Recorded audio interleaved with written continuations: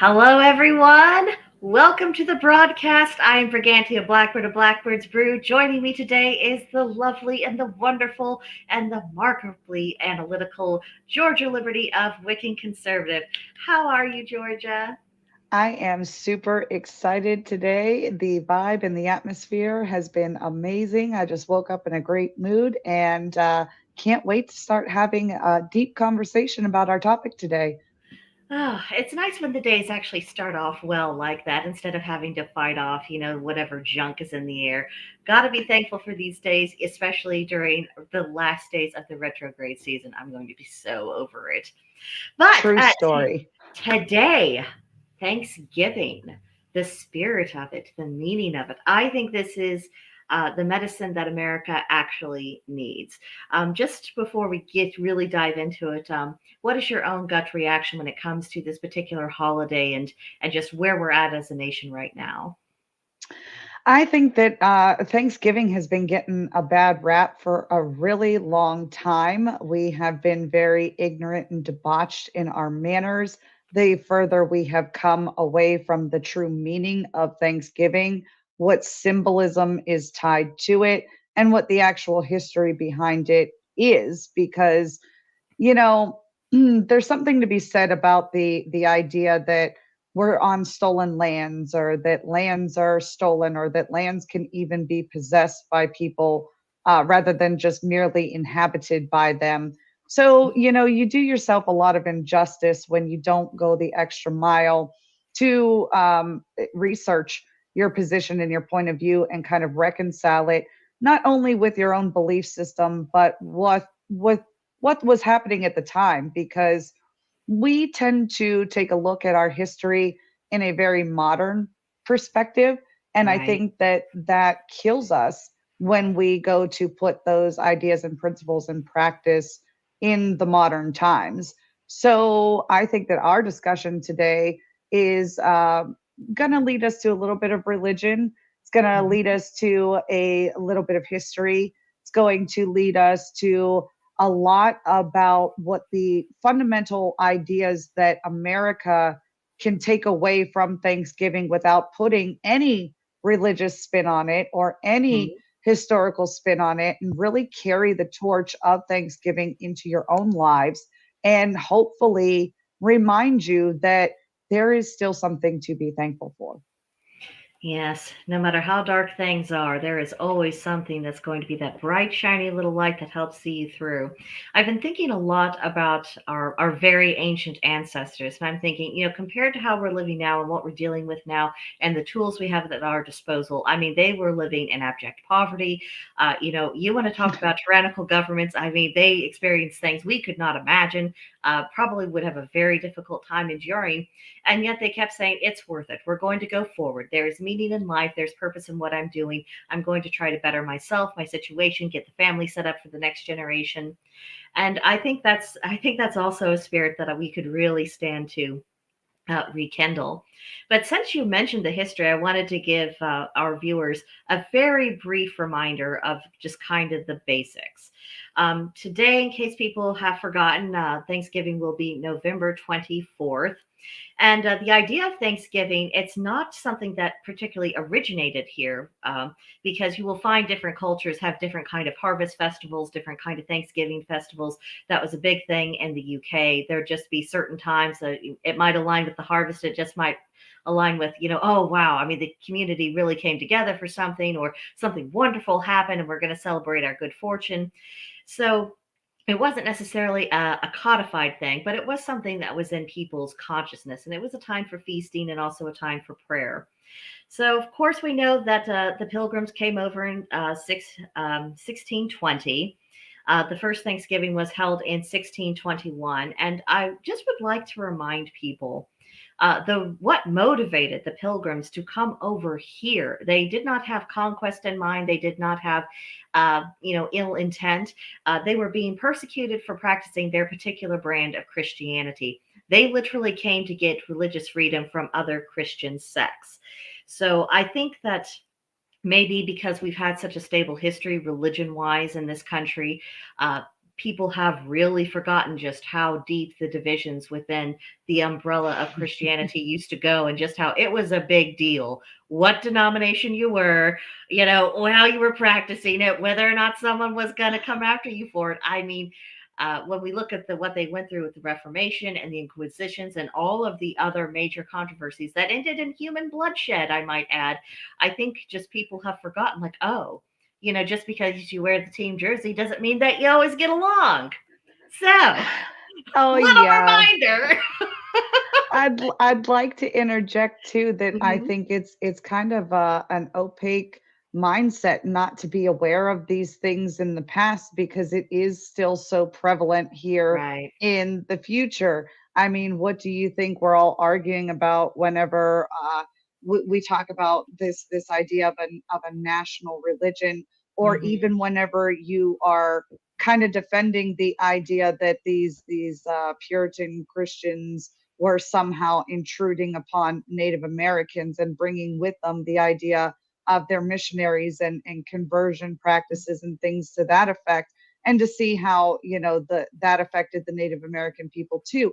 So you know these things in the back of your mind. You're willing to argue the general points and principles, but it doesn't connect in your mind that that's exactly what's happening. There's so Hmm. much division within your own team, not necessarily that you're even wearing the same team jerseys anymore. In reference to Amanda, I know that she doesn't want to wear the same stripes as your typical Judeo-Christian No, faith follower. I mean, So the idea they're is an not. affront to her personal honor. She does not like to be confused. She is doing something Right. differently. Right. And we see it in paganism too, with the Yeah. wearing of the stripes and the badges, and wanting to identify what type of witchcraft that you're actually practicing. So, I don't knock anybody for making that distinction, and I actually alluded to that earlier in the witch hit piece, that Hmm. your religion is going to be very much so dictated by your conscience, and that's fine because nobody but you can decide that. But on the same turn of cheek, how then do you justify your, I guess, disdain for practicing Thanksgiving? And Hmm. what makes those two concepts gel in your mind? How does your logic train work? Is my question. Because if you're inherently angry at Thanksgiving because of a religious reason. Hmm. They were overbearing upon the people who were already here, they were stealing their lands or whatever it is. Then my question to you is, what type of similar practices are you compensating in your life? Because you do need to give thanks. Hmm. So if you're upset that we do it this way, what do you do different? How do you then give thanks, and what would you give thanks for, and what's so wrong about doing it with everybody else? Yeah. You know Yeah, I mean that raises a question that I often go to in my mind. When people say I'm not doing this for whatever hoity-toity reason, I'm like, okay, so what are you doing instead, and what makes that superior? Is mm. this really about your morals, or is this about look at me? And I'm afraid that a lot of things these days are absolutely about look at me. And to the point about the issue with the land, which I mean, we can go on about different human tribes have fought each other for possession of certain land. I mean, that has been the story of human history, no matter what continent you are, no matter what people you're on. But I was doing some additional research, and apparently the land that the pilgrims originally settled in, that had been obviously previously inhabited by a tribe, but they had died off. I'm Mm. not sure what kind of sickness it was, but I mean they had died off. It was open, it was empty, and essentially it was like, well, I mean, no one else is using it. Why can't you? And We'll utilize it. yeah, I mean, Yeah. and there was an agreement with the local tribes. They actually Yes. encountered someone who did speak English and who had been to England and came back and all of that. And he really paved the way, and he saw that they were able to be educated so that they could actually survive on that land. So I'm thinking, okay, so the original peoples, when they met up, they were able to create an amicable relationship. And from what I've been reading, that the peace treaty that they were able to essentially have amongst themselves, which was one of the things their first Thanksgiving celebrated, it lasted for over 50 years. Uh, that's an eternity. In the 1600s, it's kind of an eternity now. I mean, can you Yeah, right. imagine a place in the world, say, Israel and Palestine and the general Middle East? What if there was 50 years of peace there? Wow. I Well, mean, can we process that? you brought a really interesting thought to my head because we know fundamentally speaking that again the reason they were pushed out of their space in England is because they were being religiously discriminated against. They Mhm. weren't winning any wars over there for No. territory if they Mm-mm. were getting pushed off of the land. So what leads you to believe that these nonviolent people who came over here magically turned into some violent, savage killers Mhm. once they hit the Americas? That to me just never really made any sense from a logic perspective. Like I said, if they were vicious, ruthless people who wanted to stake a claim to the land that they felt most attracted to, then surely they would have stayed and fought, would they Mhm. not? I would think so. That's been human nature. I mean, and we've seen it with people who have been invaded, and and a certain amount of them will dig in their heels and say, this is my spot. This is my dirt. I'm going to Yeah. defend it. You might kill me, but that's how you're going to have to take it. So, I mean, if there was, if they were going to go that route, it would have made a lot more sense for them to do that in the British Isles, where they were from, where they had family. I mean, I think Yeah. that's another thing that people oftentimes forget is that when people came over here, particularly people like the Pilgrims, it wasn't necessarily about, I'm going to have a business opportunity or I'm going to go conquer and take things for the crown and What all this and that. It business? was, yeah, I mean, it was, that I'm going to probably could take this land. What do I care about this land for? Oh, I don't know. I just want to live here and like grow stuff. Yeah, I mean, just you have to think about where people were and what their professions were and what their mode of life was. I just people don't and, think that and and it's that they were still 21st people. century perspective again. Mhm. Like they were going to go open a Starbucks when they got here, but there was already native Joe's coffee shop and they like pushed them out or something. Like I don't know what some people think was happening at that particular point in time. So Right. it's just tripped me out to watch this hatred brew for Mhm. such a selfless. I mean, you could pick on any holiday. You're going to Oh, pick on sure. Thanksgiving and Columbus Day. Yeah. What? Well, and especially Thanksgiving. We're all here together to be thankful, to talk about what we're grateful for, whether it's things that have happened in our lives or the people in them, or just, being alive. And, that's what you pick on. I mean, I think that is very revealing of the people who do choose to throw a hissy fit over it. Oh, but Mm. I also learned in the course of my reading is that the first Thanksgiving that was actually instituted as a national holiday that didn't come until the time of Abraham Lincoln. It was 1863, raging Civil War. I believe there was an American lady somewhere kind of Midwestish. She was concerned about how the nation hadn't really created any kind of cultural cohesion. And so she was always advocating to whoever was in power, please make Thanksgiving this national holiday. This is something that can really, tie together our common threads. And 1863, Lincoln finally did it. And, the rest, as they say, is history. So, One thing Lincoln got right. Give credit where absolutely. credit is due. 1,000%.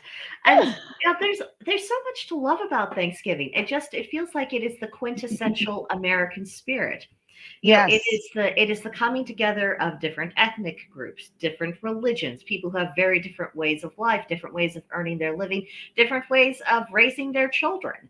And And accepting them into your home and yeah, giving them a breaking meal bread. and reaching across that divide. And that's used to be the personification of Yeah. Thanksgiving. Well, and I think that explains because it's not just the personification of Thanksgiving. I think that is the true personification of the actual American spirit, which is exactly why the opposition has to tear it down or distort it or try to twist it around into something horrible and ugly, just because, if people are saying yeah, this is who we really are. I don't understand what your problem is with us. Well, look at all these people currently in politics who suddenly lose all their power. Look at all the people in social media who suddenly aren't relevant anymore. Look at all the celebrities who might have to actually go back to work and create good stories instead of running their mouths about how they think we should be living. I mean, there's the opposition has so much to lose if we simply remember who we are. And this one beautiful holiday, I think it is just this lovely embodiment. This is everything. This is something no matter who our ancestors were, no matter who we pray to, or if we pray at all, no matter who we are, where we're doing, Thanksgiving is something that can have meaning for all of us. So, You hit a really good point on the head, too, though. This being a direct dagger from the opposition to kill joy. And mhm, that seems to be their claim to fame because that's the only yeah. way that they can motivate their base is through some vein of fear. And I think that a lot of these people, you're hitting really close to home, but a lot of these people don't have things that they're thankful for. They don't Yeah. even think about that because they feel so entitled to everything. So when you're entitled to things, why should you be thankful for them? Because Right. somebody had to give them to you. You deserved them instead of working for them, instead of saying, hey, I might not have everything I want, but I have what I need. It's childish mentality. And it is exactly where the doctrination has left us. And coming from the public school systems, coming from the higher education systems, coming from what we call legacy media is all the same. And you've seen this kind of dumbing down of these people to where they're more apt to buy into the childishness. When we look at generations that came before us, it always kind of trips me out to see how adult like they are, and then to look at Mhm. generations behind them and see how childish they are. When you look back, children of 12, 13, even as young as 5 were doing hard labor during the Mhm. 18th century and during the early 1900s, coming through the kind of evolutionary process. And now our kids are doing less and less and less and waiting till they're older and older and older to become responsible for themselves. So when they reach adulthood and they're still taking orders from somebody, or they're still looking to the Mhm. authoritarian figure to tell them what's right and wrong, and then that authoritarian figure kind of gives them that carrot, dangles the treat in front of them, and they're rewarded for their negative behavior. We come up with this entire class of people who are completely okay with allowing themselves to be manipulated and regurgitating everything that they're told, whether it's right or wrong. Yeah, I mean everything you just said. I mean that is my anxiety list every freaking day. I mean, it's something that is always on my mind, and I think you've got it right. Because people are no longer living in this more earthier, responsible. We need to get some things done kind of way. You need to take on responsibility. You know, you need to be making that bed or tending the chickens or whatever else that it is, and because we don't have that, because kids are not being encouraged to it, they don't mature. I mean, there's a reason why used to be that if someone was 18, 21 years old, that actually meant a thing. There was a reason why, it was okay for the kids to be courting and considering things like marriage because they had been handling a lot of adult responsibilities uh, from a very young age. So they understood how life worked, and they understood that um, when you took on that role, they understood what that role meant, and they understood it was also a job, not just of we've legalized our relationship and made it formal and we had a party. It was so much more. It was Yeah, essential to their way of life. They did not absolutely. eat if they did not participate in the daily chores. They did not stay warm if they did not participate in the daily chores. There was no clothes to wear if you didn't participate in the making of these things. And we've gotten so coddled that, Hmm. again, it's easy to say, well, why should I be thankful for something that's a human right? A lot of people think that, well, we need to eat, so we have a right to eat. That's not how nature works. That's not how Yeah. nature has ever worked. You have to be thankful for the fact that you have eaten today because you went out and you made that happen. You didn't wait for somebody to come and feed you. And then for you to have the strength to do that or to accomplish that goal, then you get that feeling of reward afterwards. And you're like, thank goodness that happened, or thank goodness this is what's going on because, I'm able to take care of what my family needs and my needs to survive. And that's Yeah. what it is, survival. Absolutely. I mean, and the natural order of things, productivity is rewarded. That non-productivity is not rewarded, and that is what essentially builds up a successful species and honestly successful civilizations.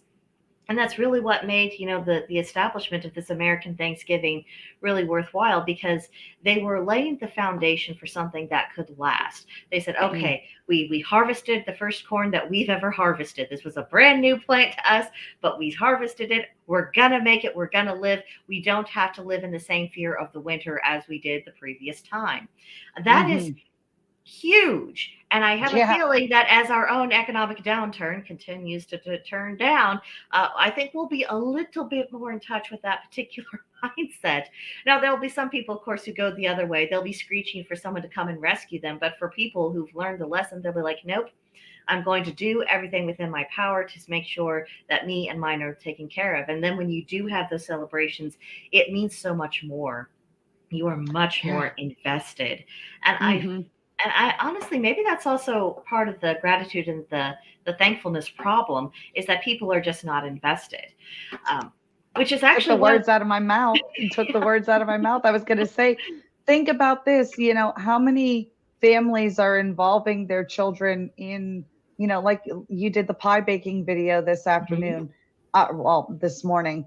Are kids getting involved in those sorts of things? How much are they allowed to be involved? Are you teaching them properly? Because I think right now it's geared to the point where people are conditioned to social media dopamine hits, and they Mhm. take like these videos of these kids, and this really gets on my nerves, of kids doing things incorrectly, and they Yeah. think it's so cute, and then they post it online and people are like, oh, that's so cute, and it's like, no, it would be cuter if the child was acting as a mini adult and doing it properly and Right. kind of going through the motions. I've gotten into watching the younger kids play chess, and just seeing their brains work is just so, it's entertaining to me because you can just see their little minds and how they put all the pieces together.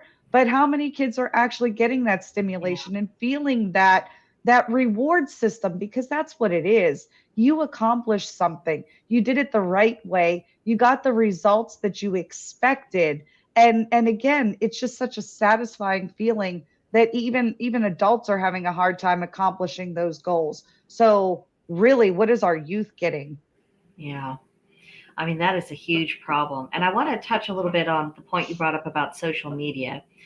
Do you think that part of the issue with perhaps not adults not getting kids as involved is because if they're doing a project, they want it to be Instagram ready? They're doing this thing so they can show it off to their friends and get the likes. And so the last thing we want is little Junior, doing their little things. I mean, there seems to be a lack of appreciation for the amateur spirit, or the spirit of genuine hospitality, of Hmm. I mean, so many people, they would go out, and let's say buy a cake for for the dessert if they're having company, and that's if they can be troubled to have company at all, because we'd have to clean our house, Can't and do that's a lot that. of work. Yeah, but let's say they went that far, like, well, I don't really want to bake a cake, or I don't want to bake a pie, or I don't want to do anything, so I'll just buy that, and it'll be better than anything I could do. And I'm saying no. No, it isn't. Okay, I understand if it's your wedding, I understand getting help. Just because I was crazy enough to make my own wedding cake does not mean that that was an intelligent decision to make, or that's what everyone else should do. But for, more common occasions, it does mean more if you're the one who made it. And I promise a lot of recipes are very easy, they're very simple, and they don't have to be decorated to the nines to be meaningful. Baking something with love, the love comes through in the taste. And people just, they've lost their confidence. They're saying, if I can't be a professional, then it can't be seen. And what's that teaching the kids? How are they supposed to go through their learning process and feel free to make mistakes if the adults are saying, oh, it's not perfect, so we can't do that? We can't do that. Well, it made me think kind of on the opposite end of the spectrum. Do you think that people are not doing these things so that they don't have to put somebody on the spot to be thankful? Because Hmm. I think it's really hard for people who think that way to understand that there's a certain appreciation for doing things your own way. Does that make sense? Do you kind of get where I'm going with this, where it's hard for them to accomplish tasks that require somebody else to be thankful for it? You're not really Oh, thankful for somebody going and buying something from the store. You know what I mean? Like, right. oh, thanks for picking that up, but it's not genuine. But when somebody goes above and beyond out of their way to do something, then you actually have to show true gratitude. So, do you think it's Oh, our way of kind of disengaging from having to show true gratitude to one another, or at least expecting a sincere response from somebody? now that you put it like that, I think you could be onto something there. Because then that goes back to that involvement. Not only are people not wanting to be involved with others, they're trying to prevent others from being involved in them. I mean, this Yes. takes self sabotaging of human relationships to a whole other level. I mean, Yeah. you know how in my Havamal series, it's been going through a lot of things about hospitality and friendships and exchanging gifts and being thankful and allowing someone to be thankful to you, and you've left some comments like, that's hard, and I'm like, I know, but that doesn't mean it's wrong. Right. I mean, Right. maybe that's what we're actually seeing on a societal level. Is just it is actually becoming a fear to create bonds, because Mm. how many stories do we have with these cold remote characters saying, I stopped caring. I could once care too much, and now I'll never care again. And aren't I mystique, and don't aren't I attractive for all of that? We need to mature past this. That seems like a very adolescent, I don't know how to handle my feelings, so therefore I'm not going to evolve to learn how to do that kind of response. Back to that childish mentality, and again, separation of human bonds. So it also goes hand in hand with the constant raving that they do about women don't need men and men don't need Yeah. a woman to be complete. And again, if we're talking about natural balance, and I'm not saying you need a man to live or a woman to live, but if you're seeking a lost piece of yourself, then, it would make sense then to go out and find a counterbalance to your personality. But if you're constantly being told that you're good enough on your own, everybody else that tries to aid in constructive criticism and grow your personality, or even expects you to be thankful for their existence in your life, then write them off, walk away from that situation, and do it on your own. I can't think of a better way to isolate somebody into madness than to give them that advice. And there's been a lot of things that have essentially been isolating people into madness over the years. We have, the psychological that we've just discussed. Then we have the technological, like, oh, it's so easy. We have apps. You don't actually have to talk to a person. You can be completely cut off. You never have to deal with anyone. And then, think about the lockdowns and say you are forbidden by law to interact with other humans. And Family, with yeah, family. I mean, Yeah. and then they're like, gosh, I don't know why there's so much more alcohol abuse, or why so Well, many more people are struggling with addiction, or why there was an increase in suicide. I mean, what could possibly be going on? It couldn't be I our was ideas. thinking, look at how again they've twisted and warped the being thankful for something. So we used to be thankful for the doctors that went into the medical profession because they chose to dedicate their lives to study medicine and took the Hippocratic oath and wanted to do something for the betterment of the human race in general. Usually that's what we were told doctors were supposed to do.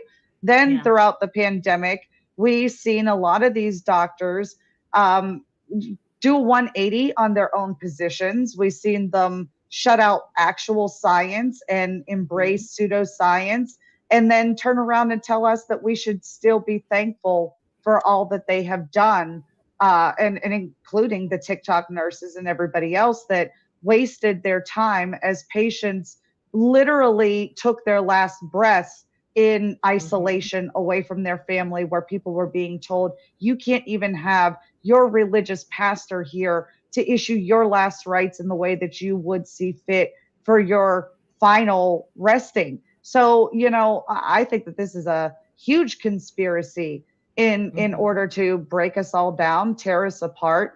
And this is the year that we really need to get back to being thankful for the fact that we still are in America and that Mhm. we still have powers in this nation that people think are long gone. And it doesn't stem from the government allowing us to do XYZ. It really stems from who's going to want to get back into power and take responsibility for their own personal sovereignty for the good of all of us. Because once we start taking, again, responsibility for ourselves, being thankful for what we have, stop being greedy for things that we don't need, not things Mhm. that you don't, want, because everybody can put the wants aside. But if you don't Oh yeah. need it, just, kind of cut those ties. And it's really hard. And absolutely it is, because everything that distracts us, that says, oh, go out and do this or do all these other things, it has this addictive property. It's always sold to us very bright, very shiny. Your life is going to be so much better. And we're never encouraged to look at the actual results of it. I'm like, well, can we, maybe we, it's time to look at results, look at the consequences. How did it actually turn out? I'm all for people who have good intentions. That's fantastic. I would rather they have good intentions and have their heart in the right place than the reverse. But can we admit that maybe someone might have a very pure desire in their heart, but their methodology for implementing it might suck? Or maybe they have such an idealistic idea in their head, they are not taking into account the realities of the natural order and how things actually work. Because, I just want everyone to be taken care of. Well, okay, but you can't do that artificially. You can teach people how they can better provide for themselves, and some will be more successful than others, and some are just going to fall prey to the natural accidents and misfortunes of life. And I think that's another thing we've got to reintegrate into our mentalities that will also kickstart a little bit more gratitude within our souls, is if we understand that sometimes things are going to go wrong. Sometimes you are going to slip on that rock, and maybe you do really hurt yourself more than you thought you would, and there are lasting consequences. Maybe you were outside at the wrong time and a stray bolt of lightning got you. Or maybe you were that unlucky person who got a serious illness and passed away. We can't prevent all trouble and misfortune. And life would be really boring without it. And I know that Yeah. it sounds really crazy to say that in a way you have to be thankful for the bad, because if you never experienced bad, then you really wouldn't know what good is to compare it to. Now, would you? Oh, absolutely not. And there's so much that hardship teaches us, whether Mm. it's the hardship of like what the pilgrims experienced, having to work the land. I mean, and dealing with a brand new crop. I mean, that's my own little pathetic failure of a garden this year. I mean, it's really made me appreciate just how things don't What got necessarily go smooth. accomplished? Yeah, I mean, it was Yeah. it was a huge thing that they were able to make it, and what an act of just generosity and kindness and humanity for their neighboring tribes to say, you seem like nice folks. We don't really want you to starve out or have. Can we show you something that might help?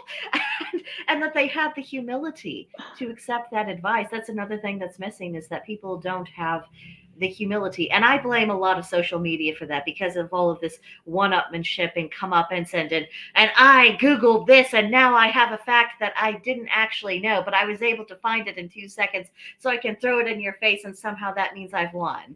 You know, and we have people who are literally no more educated than what they were before, definitely not smarter than they were before, but they're establishing superiority because they did a Google search. I mean, Oh, yeah. what a nasty toxic mess we have amongst ourselves. I mean, we've got to start learning how to treat all of these social media tools as tools again. I think that would go a long way. Well, that's a threat also to the, establishment that wants you to believe what they want you to believe, not Mhm. necessarily find the truth of the matter and reconcile it with, facts and reality. Yeah. Because as long as they are able to keep you from utilizing that technology, then they've got you in all sorts of traps. They can get you to pay for books and education from propaganda artists. They can Hmm. get you to participate in clubs and activities that they deem appropriate without, really thinking about the consequences for your actions, because we're not giving any gratitude for things that we're thankful for. We're Hmm. constantly on this I need, I want, I deserve, give me, give me, give me. This is what I don't have. This is what this person has. They're comparing themselves to others. It's all very advantageous for these people to keep spitting out this propaganda, and it keeps coming out to younger and younger generations. So now Yeah. that they've kind of got their toehold into, I would even say, like 3 years ahead of us, and then from all the way back to probably my youngest daughter's generation, and they're hitting to be about 14 right now. That generation is starting to come out as being very, very conservative. She's actually would remind me of a go-getter of her time. As long as you're not coming down on her back, she's very self-reliant, she's very Right. self-productive, she gets a lot of joy out of being um appreciated, which is Right. refreshing, because these kids for so long are just gimme, gimme, gimme brats. Yeah. And then you get to her generation and they're like, hey, thanks for giving me a ride, mom. And hey, I'm so glad that you did this. And they just got this positive kind of spin on life that I'm like, wow, that's refreshing. It took a long time. Took a long time, but here we are. They're out there. Oh, that's one of the things that helps restore my faith in the beauty of cycles. All things will come and go in that cycle. And thank goodness for that. And I am glad to hear that the younger people are starting to re-embrace that, because my goodness, they're going to need it, because several generations haven't exactly done the world's greatest job of setting things up to where there was going to be a sustainable situation for them. And even for our generation, the way we were raised and the way we were told how to expect how the world would work. I don't know about you, but I see zero resemblance to anything that I was told in school, anything I was told by my parents. It has required a lot of adaptation. But with the younger kids, if they're just kind of going into life with, I'm going to adapt and I'm going to expand my knowledge base and I'm going to try new things and do all this and that, they'll be so much better off. And Yeah. They learned a lot from the generations that came before them. yeah, I wouldn't be surprised if they ended up being dubbed the observation group, because yeah, I think that's what a lot of them have done in their short lives, is observed everything that's going on around them. And if there's one thing that has sunk in beyond a shadow of a doubt, they know they don't want to be like us. yeah, So they're very thankful for the things that they have. They can appreciate the technology, and let me tell you, they're zipping by us. I mean, they might be the generation that does the flying cars. I'm not 100% sure on that yet, but um, you know, to give our generation a little bit of credit, we are raising them as well. So a lot of the kids are even rejecting some of their own parents' doctrine. I mean, they're getting into those rebellious years right now, anyways, where it is going to start being a problem between children and parents, and the rejection of the woke indoctrination, mhm, because that's really what's been hammered home past 15, 16 years at least. yeah, for real. I mean, and thankfully, for once, the teenage inclination to rebel is actually serving a really productive purpose in society. And I think the idea of having a productive results from things, I think that's something that is going to be a task that their generation really brings back. And of course, once you have people looking at results, you have all these powers that be saying, I think we're going to hold you accountable. I think you really suck at your job. I think literally the household cat would have done a better job than what you did. So we're going to have to replace you. And they'll Yeah. start looking at things more critically. It's like, I mean, I don't have to hate you. I don't have to be emotionally invested in this politician or that, but I can see that, they're not operating within bounds and they're not producing results that are worth having. So, we'll let you move on to a different profession. I mean, I think it would be the funniest thing in the world if all of our fears about civil unrest and massive discord and breaking apart, if it kind of fittered out because the next generation said, no, I think we can be very calm and composed. I think there's another way of doing this. And I'm like, oh, wow, maybe there is still a residue of British DNA of keep calm and carry on still within our society, and maybe that'll be the thing that saves us. And I'm sure our cousins overseas will be happy to take credit for that. But if it gets us back on an even keel, I mean, lay it on me, lay it It on goes me. back, it goes back to actually being thankful for even the negative in the world and Yeah. giving credit where credit is due. Going back to the yin yang that I've been harping on all week. In all the bad, there's still a little bit of good. So we look at what we are subject to, and let's face it, we have not suffered in our generation. And this is something that all of us forget to be thankful for, because the Hmm. Great Depression generation really went through Oh it, yeah. and they really put some paranoia into our parents that, we were kind of left to run amok. So the fact that we've been able to be so liberal with ourselves, the fact that we've been able to kind of get out of control, and now our kids are watching this happen. We've got to be thankful that this happened to us and not to them. This Yeah. is our sacrifice to make for our children, and we're going to make it because we're all living through these times, and we're doing it again so that the next generation can learn from our mistakes. And at this time, that's what I'm thankful for, when I look at what has eroded from the republic, Hmm. and the shining chance to, I don't know, raise the next Patrick Henry or somebody that's going to be Oh, that one to step in and say, all right, we got to round everybody back up again, let's get the convention going, and get back to our roots. So we educate and they soak it in, and then planting that seed and growing from there. yeah, we keep coming back to that metaphor of planting seeds. Yesterday during my live stream, literally the last card about the outcome, it was all about planting of the seeds. So we are getting over and over again this indication of what season we're in, and this is something that I would really love to share with other conservatives, libertarians, constitutionalists, Republicans.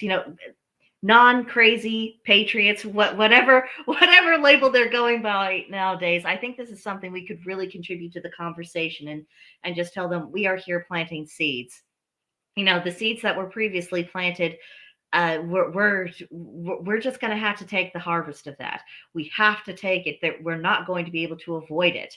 And if we could get them to accept the fact that it is going to be our role in this particular stream of time, to deal with the hard stuff, and to Mm, and to face all of that, I think that could get people a little bit more focused, and a little bit of, I don't know what to do about the next election. Well, let's think about the next generation. mm. And oh crumbs, I had a thought and it went right out of my brain. I hate it Always when that happens. I happens. know, I was I trying to know. ramble back to it. You could probably tell, but maybe it'll come back in a minute. But It'll come back in its own time. But that's right. So we've had a harvest of immense feasts in our mhm, lifetime. We've seen such great growth in technology. Our lives have gotten simpler by the day. I mean, think about it. We got a goddamn refrigerator where you can, like, literally mhm. type in, or they take a picture of what's in your refrigerator and then send it to you so that you don't forget in the grocery store. Goodness gracious, how lazy can you be then to Right? just take stock of your own pantry? This is just the lifestyle that we built for ourselves off the backs of the generations prior to us. And now to get to the 21st century and turn around and say, we're going to scoff at their accomplishments, and we're not Hmm. going to give thanks for where we are. It to me slaps them in the face and shows Absolutely. me that you are not appreciative of the things that you have, and the only way that you will be appreciative of them is if they're taken away from you, and that's the Yeah. next step. So, now that you've grown comfortable in your complacency, and now that you have your padded chains, don't be surprised when they, tighten them up and you Hmm. realize, wait a second, now I'm immobile. I can't literally do anything Hmm. unless they loosen their grip and allow me to perform. You did me a solid there because you actually brought my stray thought back, and it relates to what you were talking about. Because essentially we have been the generation where you really started feeling the effects of the loss of freedom. We've had all this economic prosperity, especially in comparison with previous generations, but we have lost more and more of our political autonomy, more of our social autonomy, and more of our cultural autonomy. And now we're starting to realize how steep that price is. But the Mm, nice thing is that because the kids, specifically of your youngest daughter's generation, they're looking at us and they're looking to see how we react to it. And they're seeing which of us are kind of rolling over and just taking it. And they're seeing the rest of us who are fighting tooth and nail saying, nope, nope, bad deal. This is not the way to go. We've got to start taking steps to right this ship. They're watching that. And they're also going to watch how hard we fight, how consistently we fight, and how persistent we are. And that's going to be telling them, okay, there is something to value. This got, my lazy parents' generations up off of their asses, saying, maybe they didn't need to be marathoning Netflix today and they decided to do something productive. This is what it took. So if it means something to them, with all of their inadequacies, then maybe there is something really to this. And then if we can lay the foundation for them, then it'll be those kids who are able to make much more of a successful breakthrough. We have to get them there. And I don't know what we're going to have to do, Georgia, to make these larger channels hear that point. I don't know. We might have to start putting up little signs in their comment section saying, I have something that would actually help if you would only consent to speak with me. I don't know what we're going to have to do. I guess we'll just repeat ourselves we from need now until good the cows come PR. home. Yeah, We we need do good need good PR. PR. If But anyone watching us knows how to do that sort of do the thing and thing. promote it, yes, please Tell let us. let us know. I could probably pay you in cookies. That's all the currency I've got. But you know, let us know how this is done because it's going to take us a long time to figure it out by ourselves. Just We're all saying. about the web weaving, but Yeah. no, you bring up a very valid point, and again, I think that this is something where you can go back and internally be grateful for the type of personality that you and I both seem to possess in this fight of greater good. Is that, not only are we going to be shining examples for the people that we directly impact through our interactions and things like that, but it does show to the younger generations that there is something to be said for hard work. And there Yeah. is something to be said for balance of time. And there is something to be said for, like you said, putting down your extracurriculars to get the job done, Yeah. and being responsible. So, we're all going to have to come together and make the sacrifice on our own. And I know that nobody wants to hear that. Yeah. Nobody wants to put in the hard work. Everybody want to be famous. Nobody want to put in the work. So, we've got to come down off of that pedestal that we're too good, or that we're above something because of where technology has put us, or that we're in some sort of superior position to our ancestors because Mhm. we know so much more now. I'm sorry, just gonna throw this out there. But these Oh boy. people were actually living and growing plants and doing things without, fertilizer, like chemically modified fertilizers. They're doing these plots and grids, putting together fences without instruction manuals. They're going out and chopping down trees, making fiber from the trees, plus planking out the boards to get the wildlife out of their crops and things. They're building structures that you people, you can't even think about how to put Mhm. these things together. But you want to sit here and say, because you read a book and went to medical school and you can name all the bones in the body, that you're somehow intellectually superior to somebody who put together a whole homestead in 1847. Come on now, let's be real here. Just throwing that one out there.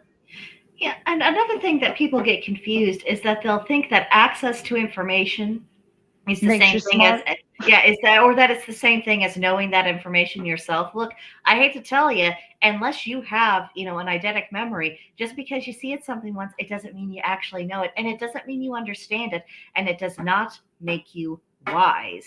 That's something Mm-mm. that's been a theme that's been getting really nagged on my channel. Of like, okay, someone's very smart. That's delightful. I'm so happy for them. Are they wise? what Right. is what is what is the ultimate outcome? And that's also when we were kind of discussing the aftermath of the election in the gilded group, a lot of people were analyzing what was wrong, and I kept steering the conversation like, okay, we have a lot of causes here. That's great that we understand a variety of things that went wrong, but the question is what to do today. Because Isn't that the without ultimate? Oh yeah, because without people starting to talk about that, then what's the point of sitting around and analyzing? Oh, I know exactly what the problem was.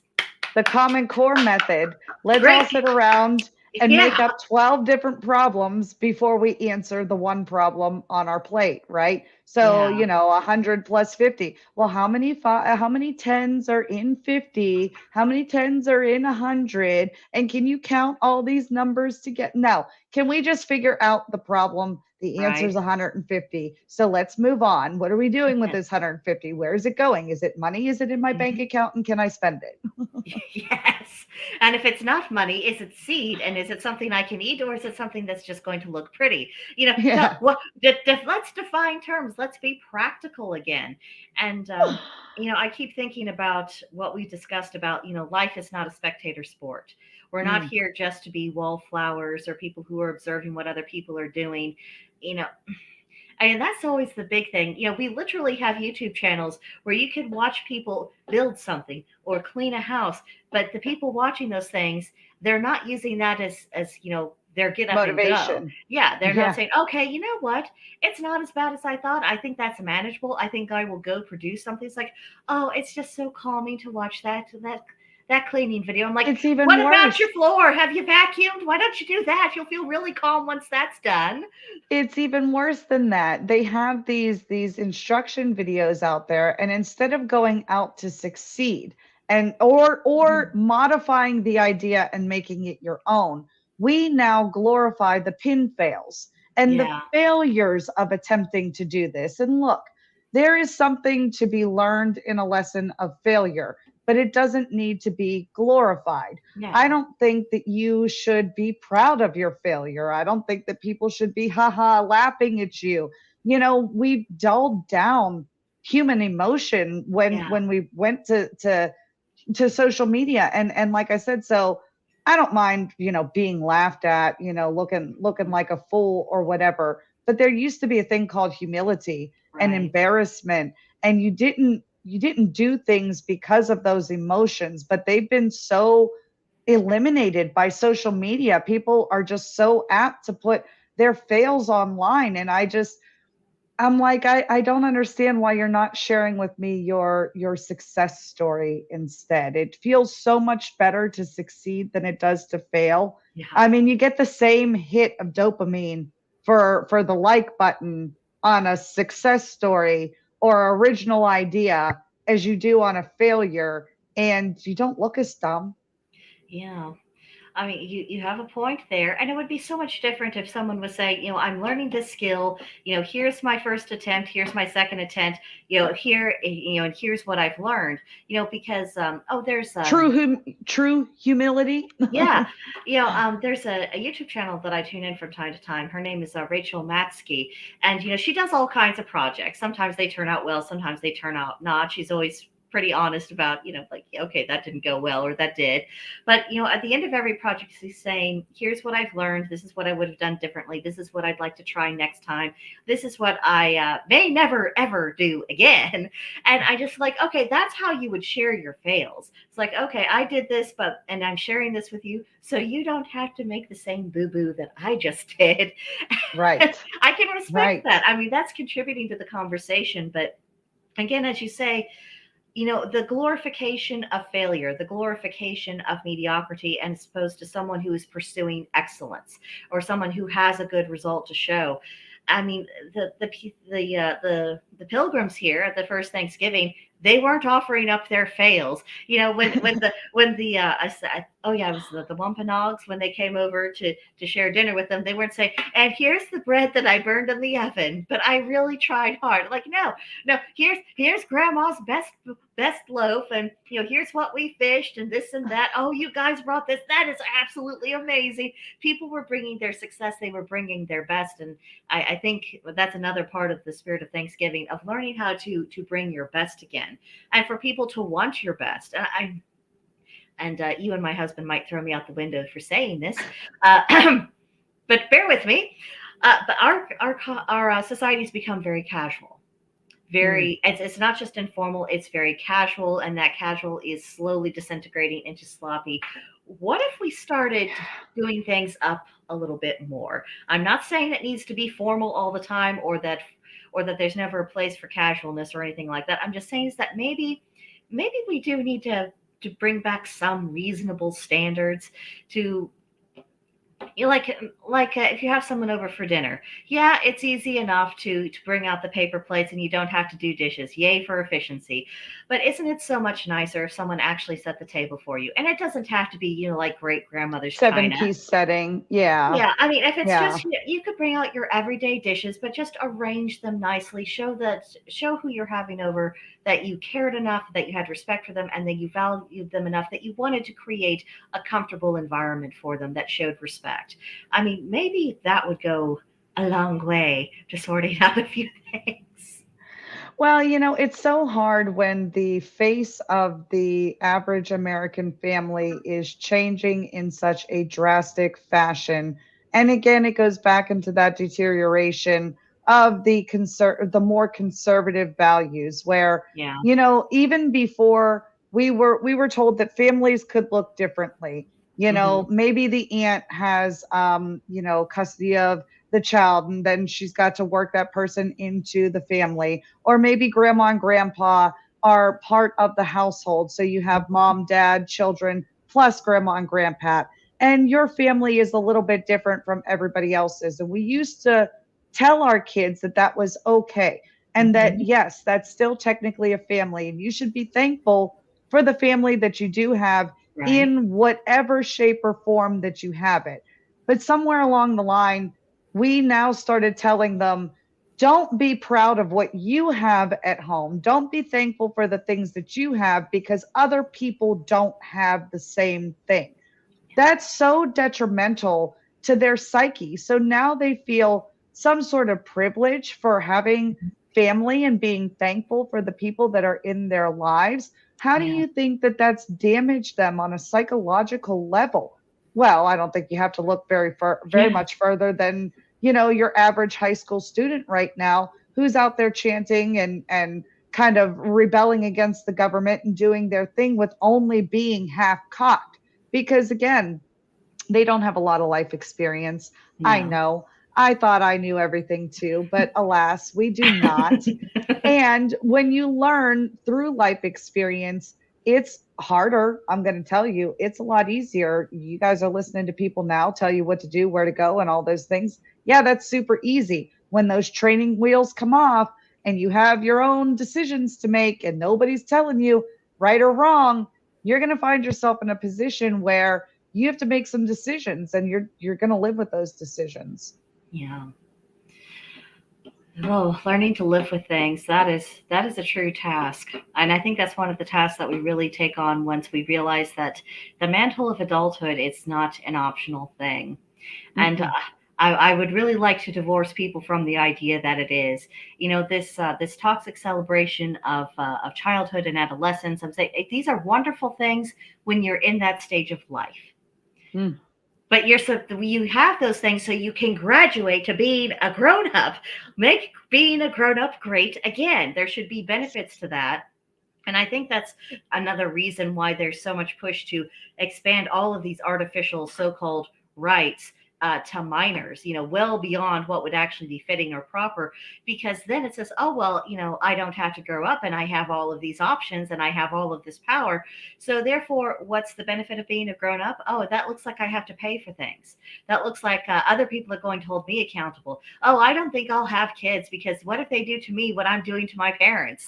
I mean, it is setting up this really toxic and extinction pathway for a lot of people. And I mean, I hope we're able to reach the people who are willing to open their minds enough to be educated out of all of the insanity and all of the indoctrination. But I mean, for the people who are never going to have that mental earthquake, oh, I'm not looking forward to watching that a particular train wreck. Well, and we're just going to be a thorn in their side until the day Yeah, that they die, because, yeah.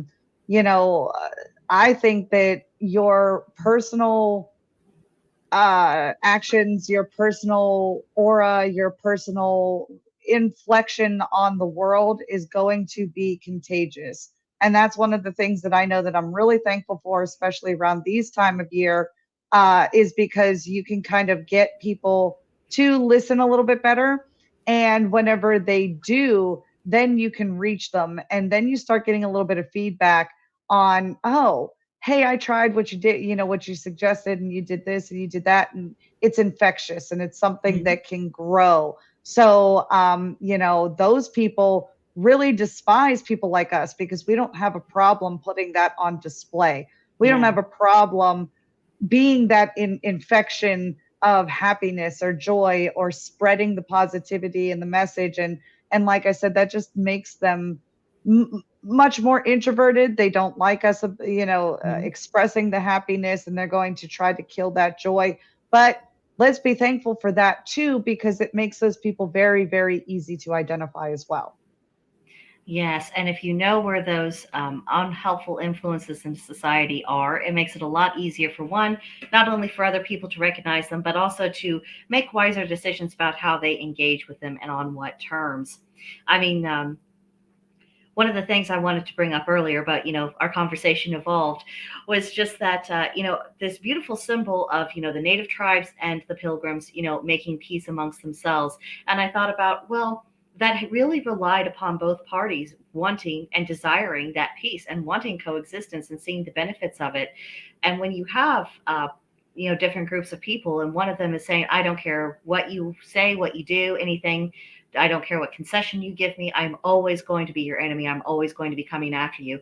Well, it doesn't matter how much you would prefer to be at peace with them, it's not going to happen. So being able to make wise choices about where can we go to make peace, where can we actually cultivate those relationships, and not wasting precious time with people who are never going to get there. Now, if they have Mm. that mental earthquake I talked about earlier and they want to come into the fold, fantastic.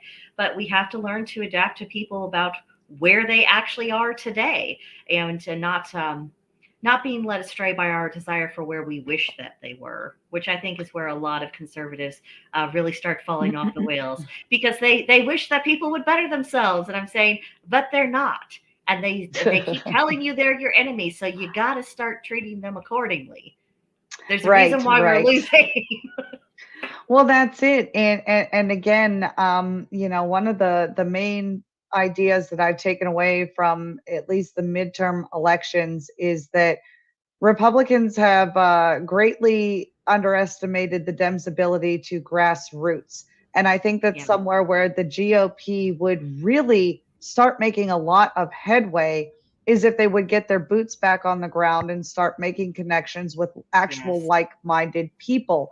And again, we can all be thankful that we all live in the same areas and adhere to the same essence of policy. We're not all going to come down with the same fine points, Right. but we all have the same umbrella that we're living under. And I think that it would give us a lot to be thankful for, as opposed to us constantly feeling like we're defending ourselves Yeah. individually against this mass group of society who has made it their mission to erase us Yeah. and completely take us off the map or mold our consciousness to fit what is more accepting to them, Yeah. because they can't accept us the way that we are, the way that we attempt to accept them. They take our if you would, indifference to their blatant call for attention as being hate. And it's not that we hate these people for what they are or what they want to be. It's merely that we're indifferent to it, and it's not our business. So Yeah. we don't want to regulate it. We don't really care that you just don't do it so blatantly infringing upon my rights. That's Yeah. it. The second you cross the line and you're in my territory, that's where we go, wait a second. No, no, no, you got to back off. You got to push back. And they take that as a threat to their actual existence, because they're not thankful for the fact that we have given you the opportunity to be who you are. And Hmm. the idea of sovereignty is, yes, you do you and I'll do me. But you want your sovereignty, and then you want to turn around and then tell me that I have to live under tyranny, your tyranny Yeah. in, in particular. So that's where we have the biggest problem. And it's not Boundary that issues.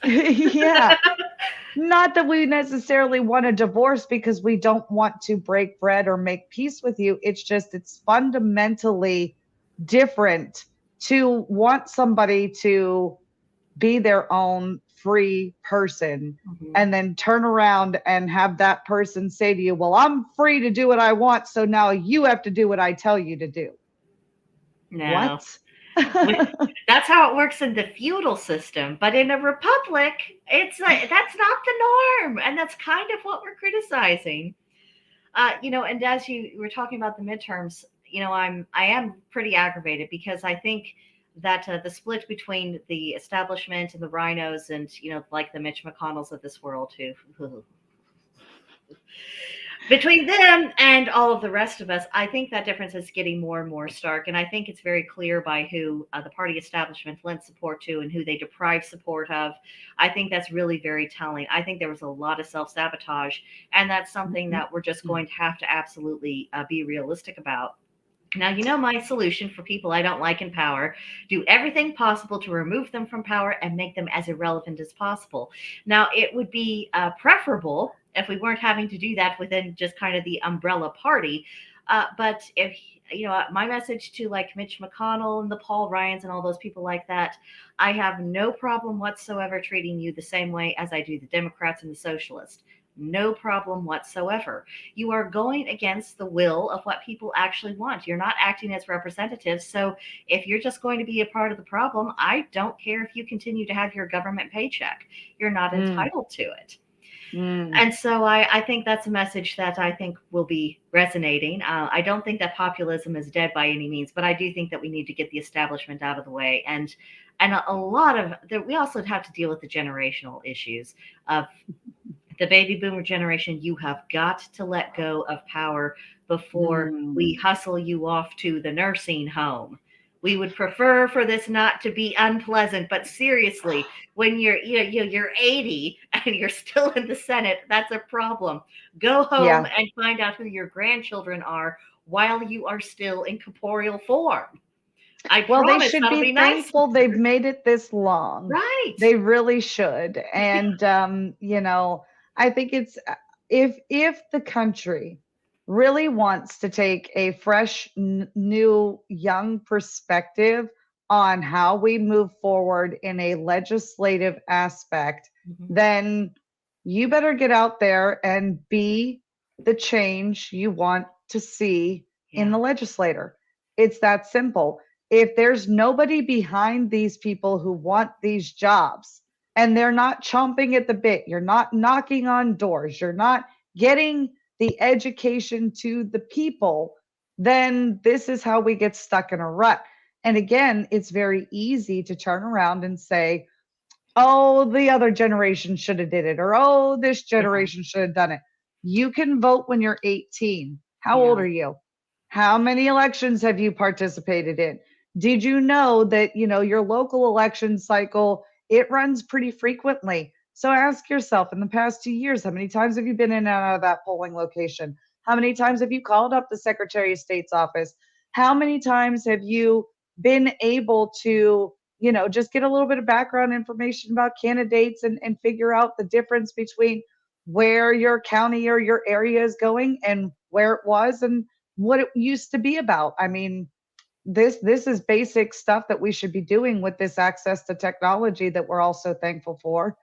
Yeah. Well, I mean, I guess that's going to be added to the list of things that you and I advocate for, just because, I mean, it is absolutely within our power to retill this field, plant the better seeds, nurture them, and get much different harvest results. Amanda in the chat, she was talking about how Republicans don't mind working, but they are scared to suffer.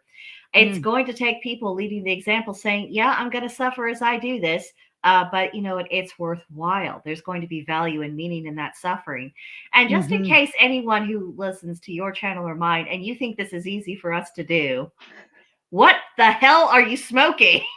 This is learned behavior. I mean, I have somewhat of an advantage just because I was raised by JW parents. So going on, knocking on their doors and telling people what's what, I was trained to do that. But do you think it came naturally?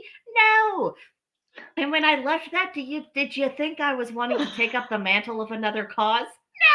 No! I do it because it has to be done. And if someone right. who is so unwilling in spirit as me and who is so technologically deficient, if I can do it, you can too. There's nothing special about me in that regard. The only thing difference between me and someone who doesn't do it is honestly just um Doing they're, it. yeah, they're doing it. It's just your internal drive. If you decide this is a priority, you have the capability to make it happen. And you again, you don't have to be perfect like we Mm-mm. are. No, not at all. If you've been a follower of the channel, I was just telling Brigantia, you've gotten some blank video. You've been missing pertinent information in Patriot Picnic flyers. You have seen some really, I mean, shoot, I was on camera at 4 o'clock and it was not pretty. I won't lie to you guys. So, everybody that sticks around, we're always so grateful for you guys, because Yeah. realistically, you want to talk about being thankful for something. This is what I'm most thankful for. The people who take the time to come and find local, Mhm. small channel creators like this. It's super easy to find the big guys. It's super easy to regurgitate talking points because you watch all the pundits, they all say the same thing with a Oh little bit of yeah. twist. But to come in and find somebody who's on the ground, putting their own, thoughts out there, and then to give us the feedback that you guys give us and keep tuning in. We're just so thankful. It's incredibly meaningful, and it really is fuel that helps us keep going. I mean, we're both fire signs, so I mean, we even if no one was listening at all, I know we would both keep doing what we were doing. We might bitch to each other a little bit more, but we would keep doing it. But it is so much easier when we do get that support, and in that same vein. Not only am I so thankful for the people who do see fit to support us and engage with us, and a lot of people who've promoted us. I got to give a Yes, shout out yes. to people like Gandalf True. Freyerson. I have Yep. to give a True. shout out You're to on Sigrun Gregerson and to Amanda, who gives us great press wherever our she fighter, goes. Oh yeah, she's our she's our moderator, warrior. our chat moderator. She's doing an amazing job. I've been watching her in the chat. I can't exactly type and Oh, I look, but I know. brought you up so that I could see what you guys are saying. So Yeah, I we struggle with see you, that as too. I Amanda. do what we can, but in addition to all of them, just the fact that we have the technological capability to doing this. I mean, just one generation ago, if you and I wanted to make our point, we'd be fighting, for space in the local newspaper. We'd be, fighting with publishers about why it's important to allow a pagan voice, or why pagans might have something to say about the state of the world because we're kind of part of that world. And if anything, we try to be more rooted into it and make that a priority, perhaps more so than others. I mean, Right. it would have been so much harder for us if we were trying to do this in the 70s, the 80s, or even the 90s. It is, the technology that, we both love and criticize that is enabling us to do this right now. So I mean, wow. I mean, what it is an incredible time to be alive, and I am Talk very about grateful love for hate. that. Yeah, Yeah, love, hate, love, hate. But then, like you said, to be thankful for even the negative. So, we fight the technology and we're utilizing it to our advantage. And honestly, like you said, without it, then we would have never had the possibility to meet, yeah, because we live in such separate places of yeah, the United States. So, here we are. We're thankful for it. And even with all its bad, it's still producing good. absolutely. Well, we've been rambling on for about an hour and 15 minutes now. Yay, us! Really I know. productive. That's awesome. Yeah, I We had mean, a lot to say. you summed up everything so beautifully. I'm not sure if you have any follow up there, but I guess it is time for us to share our last thoughts with our peeps on this Uh, lovely holiday and what it means.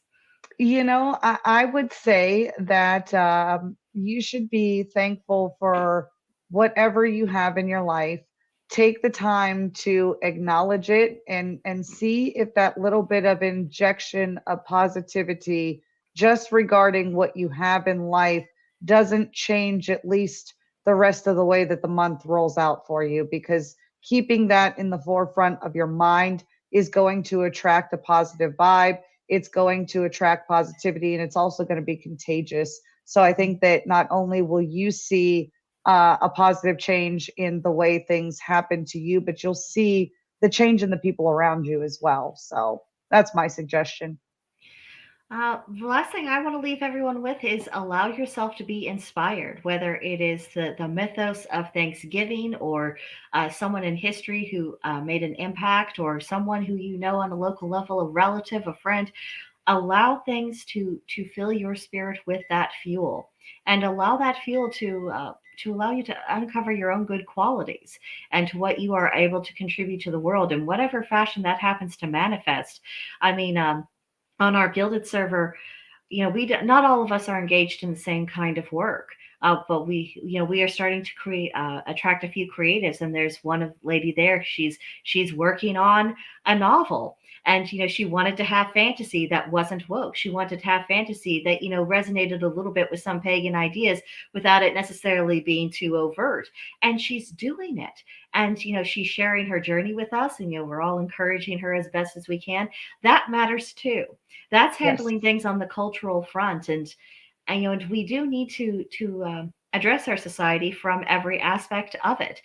You and I are doing a lot more on the philosophical, political, and the religious side. Some people are doing it on the cultural front. Some people, by the way that they are living their lives, they're setting an outstanding example for this is how you carry out the affairs of life.